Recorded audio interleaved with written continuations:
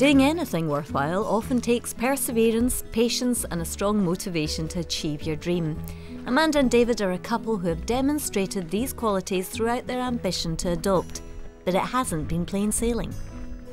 Because we're getting older in life, we didn't know how small a child we would get, or if it would be an older child, or we didn't know if we'd get approved. Yeah, or even if we would get a child at that time. The couple were open to adopting a sibling group or a disabled child. Nearly 12 months after being approved for adoption, news arrived about a possible match, a little girl, Olivia. The match was perfect. It was. The first meeting with Olivia was just really...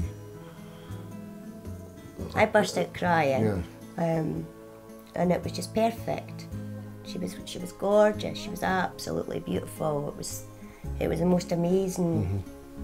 It's hard to put into words because you've heard about her all the time, but you've never seen her.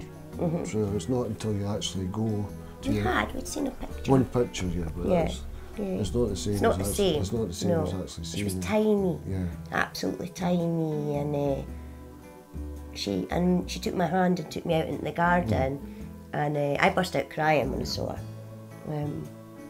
She didn't like being held, and I was terrified of holding her. Remember?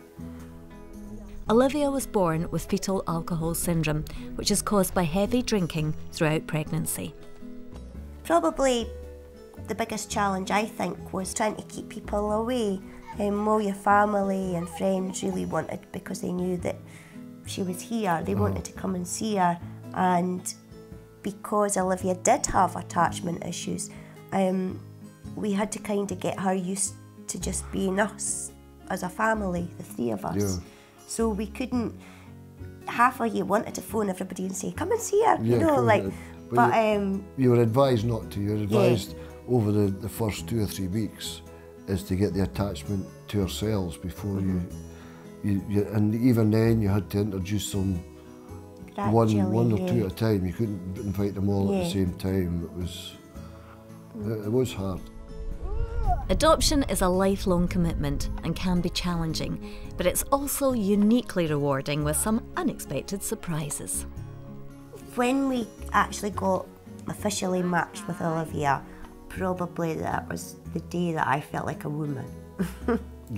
Yeah, that's what I've always said. I felt like I was absolutely beaming. I can remember walking, we hadn't long moved here, and I can remember walking up the street and I was glowing like I'd never glowed in my life.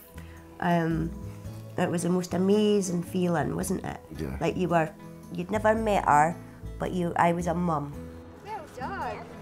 She made me lose about 2 stone when we got her, because she's so hyper. You lost lots of weight as well. I lost lots of weight as well. She gives you love, happiness, joy, fun. She can be quite trying at times, cheeky, dramatic. Busy. Yeah. She's a bundle of fun. She's hilarious. Really She's actually got a very good sense of humour for a wee 5-year-old. I love going out with her. She's fun. Yeah. Brought a lot of happiness.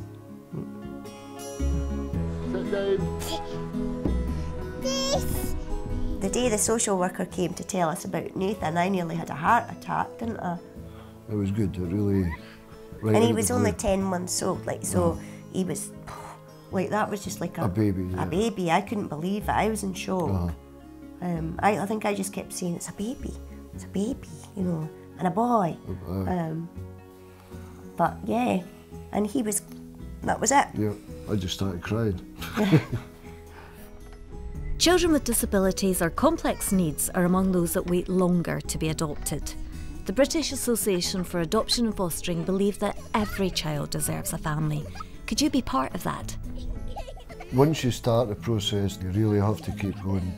And there is a lot of people who get turned off when they start going, even at the beginning of the system, they think this is too hard and they give up. You never give up, you've got to keep going. And be open, very open, honest, speak to your friends, speak to your family. Don't bottle things up because it is hard going and you will get very emotional. And don't give up, because there's lots of children out there needing families. You could go through life thinking, what if? You don't need to own your own home or be employed. You can be married, unmarried or single, straight or gay, and you don't need to be under 40. Don't rule yourself out.